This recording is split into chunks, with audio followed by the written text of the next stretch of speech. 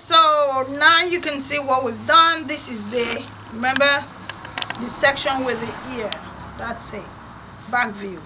So we're not going towards the center view before we get to the front view. So see how this is panning out. The whole idea is going to be a mohawk, and that mohawk is going to ensure the hair stays in the middle. So I'm gradually going towards the middle section. Now remember, this is one of the things I see my students struggle with, sectioning hair. So I'll just mention it here. When you're sectioning, let the comb do all the work. The comb does all the work. Just straight in, good control on the comb.